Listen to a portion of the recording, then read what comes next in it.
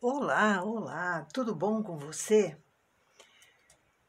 Eu estava aqui meditando, eu adoro tricotar e ficar filosofando, né? E me fiz a seguinte pergunta: o que torna uma tricoteira produtiva e, por consequência, lucrativa? Então eu separei umas dicas que eu considero importantes para quem realmente quer trabalhar no sentido de ter um bom faturamento, né? Uma coisa que satisfaça aquilo que ela almeja trabalhando em casa, sozinha, é a tricoteira iniciante que vai entrar nesse mercado. Então eu tenho umas boas dicas para você. Você não está vendo, mas eu estava tricotando em preto aqui, tá? Mas agora é de dia ainda e a luminosidade está boa. Eu não precisei ligar aqui o meu sistema de luzinhas, né? Que é fundamental. Mas na hora do arremate eu ligo porque a visão já, né? Não ajuda tanto. Então é o seguinte: a gente tem que pensar como se a gente realmente fosse uma empresa, uma pequena empresa, com certeza, e muitas de vocês talvez até já tenham o e-mail, né, para conseguir emitir uma nota fiscal, para conseguir atender uma loja, uma coisa assim.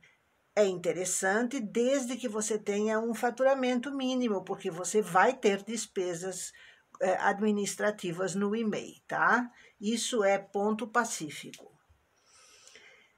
A tricoteira, antes de qualquer coisa, tá? Você comprou a máquina, você começa a aprender e você tem que se conscientizar que é preciso se capacitar. E o que é capacitar? É aprender, é conhecer, é saber o que está fazendo, é destroçar os recursos técnicos da máquina, destroçar no bom sentido, né? No sentido de descobrir quais são, como são, por que são, o que eles fazem. Então, esta fase inicial, que eu chamo de destroçar a máquina, é o manejo mais puro, é aquela coisa essencial. Se você está me ouvindo, você tem uma máquina de tricô, certamente, ou deseja ter uma. Então, saiba que essa fase, ela é demorada, porque você precisa pesquisar, você precisa aprender, você precisa estudar, você precisa praticar os recursos da máquina, pelo menos os básicos. E quais são os básicos? Esquece cartela. Todos os outros são básicos, tá? A cartela é um enfeite. O uso da cartela é um adicional, é um enfeite sobre a roupa, assim como listras, assim como geométricos, assim como rendado, assim como jacquard, tá? Então, você antes de enfeitar uma roupa, você precisa saber fazê-la. E antes de saber fazê-la, você precisa conhecer os recursos técnicos que a máquina te dá. O que ela te facilita? Porque ela facilita a vida da gente muito, muito, muito. E a maioria das pessoas desconhece isso e chora e acha que não consegue. Então, é falta pura de conhecimento, de treino, certo? Eu já disse que treino, gente, é uma coisa que não visa o beabá no sentido de você aprender. Não, o treino você já sabe como é, mas você tem que automatizar as coisas, os movimentos, os procedimentos, e isso significa habituar o seu cérebro à maneira correta de fazer alguma coisa. Quando você aprende a dirigir um automóvel, você também tem que treinar o seu cérebro. E é isso que você tem que fazer aqui. Por isso, é um mantra: treinar, treinar, treinar, para que as coisas fiquem fáceis para você. Não para a máquina, para você. Então, não pense que você vai instalar a sua máquina, que você vai sair, eu vou só movimentar o carrinho e fazer. Isso é sonho, é ilusão, é utopia, tá? Você tem sim que aprender e treinar muito. Como qualquer atleta que quer ir um dia para uma Olimpíada, ele só irá se ele for disciplinado, se ele treinar muito e tiver a orientação adequada. Então, esse é o ponto inicial. Treino. Outro ponto, você tem que pesquisar ideias. E o que são ideias? Ideias de moda, ideias de cores, combinação de cor. Você tem que aprender a moda. Não é a moda da passarela, não é a moda da revista, não. É a moda no sentido do que se usa, o que a sua comunidade, a sua clientela, o seu bairro, a sua cidade, o que as pessoas usam. Eu já falei sobre isso, que é importantíssima essa observação. Uma cidade de interior tem uma moda entre a população diferente do que uma cidade como Rio de Janeiro, como São Paulo. Então, isso você tem que anotar, pesquisar, entender para poder vender naquela comunidade, naquele local, naquele bairro, naquela cidade. Entendeu? Pesquise ideias. Outro ponto. Se você é uma pessoa que adora roupa de bebê e decidiu que você quer fazer roupas de bebê, perfeito. Então, especialize-se na roupa de bebê. A sua pesquisa vai ser sobre roupas de bebê. As cores que você vai comprar de fios serão cores próprias para roupas de bebê. Os tamanhos que você vai fazer, os modelos que você vai fazer, serão modelos e tamanhos para roupas de bebê. Isso vale para roupas masculinas. Se você decidir, não, eu vou fazer só roupa masculina, vejo uma carência no mercado, na minha cidade, eu vou fazer. Perfeito! Então pesquise cores, moda, modelagem, tudo para esse segmento que você quer atender. O que isso vai te facilitar? Tudo, porque você vai ter os projetos, nós já falamos sobre eles, que são as receitas de cada modelagem, você vai ter tudo pronto para executar as peças. Você vai combinar cores, você vai pesquisar sobre isso, para que sejam usados esses enfeites, esses coloridos, esses trabalhados, dentro dos projetos que você vai executar. Então, recuse terminantemente coisas especiais. E o que são coisas especiais? Tudo aquilo que não for o que você elegeu como a sua preferência, aquilo que você vai tecer para vender. Eu quero te chamar a atenção para uma coisa muito importante. Digamos, vamos imaginar que você decidiu fazer blusas masculinas. Perfeito. Então, você tem um projeto de uma blusa, digamos, você vai fazer uma blusa de cava masculina. Perfeito. Você pode sentar e fazer em cima desse projeto várias combinações de cores, listrados, desenhos, o que você quiser. Você vai para a máquina, o projeto você chega ao ponto de quase decorar, porque isso te dá agilidade, entende? Então você vai fazer aquela blusa, uns listrados marinho com branco, com bordô, com não sei o quê. Beleza, a outra vai ser um verde musgo, com um creme, com talvez um preto. serão peças diferentes, mas a tua produção será muito mais rápida do que aquela pessoa que tem que fazer o projeto de uma blusa de criança para depois fazer uma blusa de mulher feminina e depois ela vai fazer um vestidinho para a vizinha. E então esta pessoa que perde tempo com coisas muito diferentes, ela tem uma queda vertiginosa na produtividade dela. Até me confundi na pronúncia.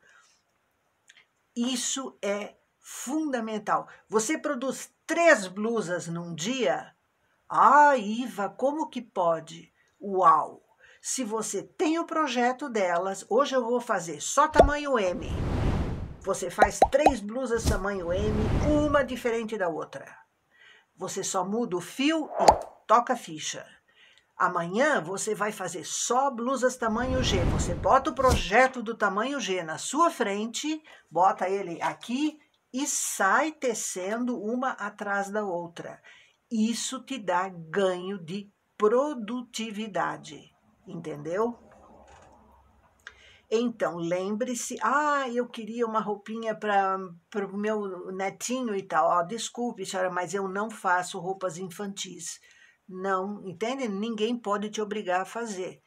Eu não me especializei nisso, então eu não faço.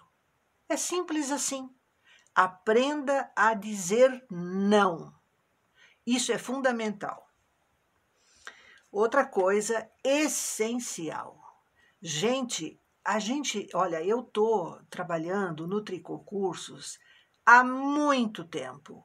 Desde o primeiro dia até hoje, eu vejo tricoteira desesperada todos os dias. Por quê?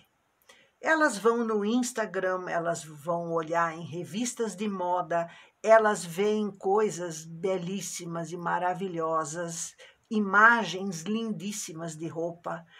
Elas, às vezes, quando são alunas ou amigas, elas fazem o print e mandam para mim. Iva, eu quero fazer essa roupa. Ela está maravilhosa. Eu olho, a roupa é belíssima. É um espetáculo. E aí eu tenho vontade de chorar, porque essa roupa, ela foi feita de tricô industrial. Ela foi feita malha reta, cortada, com molde, como se costurada de interlock, de overlock, de tudo. E a pessoa quer fazer aquilo na máquina de tricô dela. Nem sempre é possível. Existem peças enviesadas, coisas que você não tem noção da dificuldade de fazer uma coisa daquela numa máquina que não é própria, não foi nela que aquela roupa que você viu foi tecida. Então não se iluda com as coisas que você vê. Vamos pôr o pé no chão, gente. Eu gostaria de fazer turismo pelo mundo inteiro, mas eu tenho que pôr o meu pé no chão, eu não posso. Você está entendendo? Então as coisas têm que ser realistas. Realistas, vamos falar a verdade. Você tem uma máquina de tricô fantástica, mas ela não é mágica. Você tem que fazer a roupa certa na máquina certa.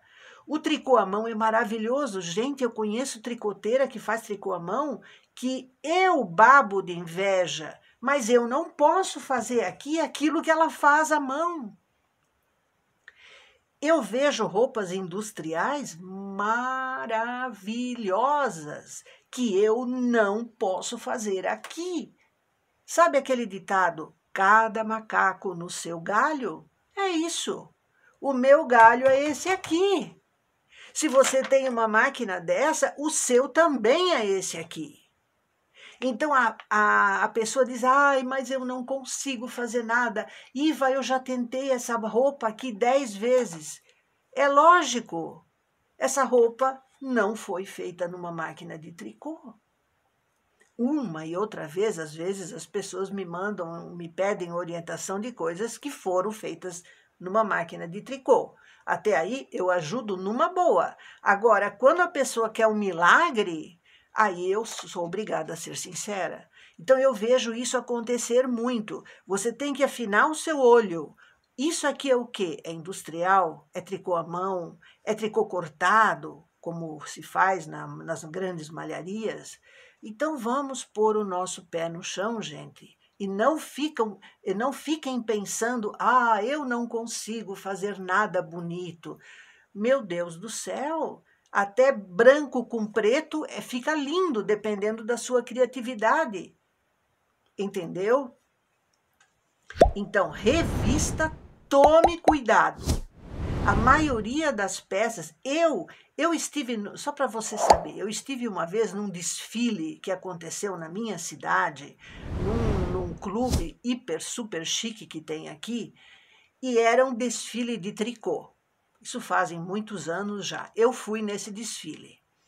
Gente, eu babei com as roupas de tricô à máquina feitas ali. Me dei ao trabalho de ir ao camarim, cumprimentar as pessoas que desfilaram e tal, e eu quis ver as roupas. Todas cortadas e costuradas industrialmente. Então, isso é a mesma coisa que uma grande malharia. Você tece o pano reto, depois você corta e costura com máquinas especiais para isso, porque não é uma overlock que é indicada, né? Eu já falei sobre isso. Então, o tricô tem outra cara, é outra situação, vira industrial. Produz a malha em metro, corta, costura, vai na galoneira ou não sei aonde fazer os acabamentos e você tem uma peça para vender em lojas e tal, é industrial. Beleza. Agora, tricoteira doméstica, que tem a sua máquina, que quer fazer um tricô legal, não pode se basear nesse tipo de coisa, entendeu? É o que eu digo, cada macaco no seu galho. Então, gente, pense em agilizar o seu trabalho e você só vai conseguir produzir numa boa quantidade quando você racionaliza o seu trabalho. Eu vou fazer roupa de adulto, masculina ou feminina, o que você escolhe o segmento. De bebê a gente tem aluna que só faz meia soquete, meia 3/4, meia calça, tá? Então, meia 5/8, meia não sei o quê. Quer dizer, maravilha, ela tem um segmento único, ela se especializou nisso. Ela compra elásticos especiais para botar, ela tem máquina de fazer pompom para pendurar um lacinho, uma cordinha com 2 pompom pendurado. Perfeito, ela se especializou naquilo. É uma meia mais linda do que a outra. Então, foque. Use a sua máquina para ganhar dinheiro, não para perder tempo e dinheiro. Porque o que você não está produzindo, não está ganhando dinheiro, é um dinheiro que você está deixando de ganhar. É quase uma perda, certo? Então, medite, raciocine. Eu não quero ser chata, mas eu não posso mentir para você. Eu tenho que abrir os olhos das tricoteiras que estão começando. Agora ainda, eu acabei de vir de uma conversa com uma pessoa que estava querendo fazer coisas. Eu disse para ela, olha, se você quer isso, você tem que comprar um outro tipo de máquina. Você tem que comprar uma copo, alguma coisa diferente, porque não é nessa máquina de tricô que você vai fazer isso. Então, existe uma ilusão, existe um sonho. Vamos pôr os pés no chão. Fazer o que é possível e rentável. Porque para ficar 3 dias fazendo uma blusa em ponto trabalhado, você não vai ganhar dinheiro nisso. Você tem que racionalizar. Eu estou falando em ganhar dinheiro. Agora, há quem tenha uma máquina para fazer só em casa, como hoje eu tenho, a minha máquina eu uso para ajudar você, para resolver problemas de alunas, que eu mostro, eu ensino, mas não tenho mais ela para fazer tricô para fora, porque não há condições para isso mais. O meu trabalho hoje é ensinar. Então, é o que eu estou fazendo aqui agora. Eu estou dando essa dica para você. por favor, planeje-se, organize-se. O frio sempre vem, sempre. Entendeu? Isso não quer dizer que você não vai fazer tricô de verão. Vai! Você pode ganhar dinheiro no verão também. Não tem coisa mais prática e mais gostosa do que um short de tricô. Você soca ele numa bolsa, vai para a praia, ele tá toda a vida bom, pendura, veste, é uma beleza. Bermudinha, blusinhas. Então, tanta coisa que se pode fazer. Esqueça revistas, esqueça o sonho, caia na realidade, entendeu? Pense nisso, por favor, pense nisso. Se você é uma tricoteira que está começando, me ouça. Eu estou aqui para ajudar, não para prejudicar. Um forte abraço e medite. Até!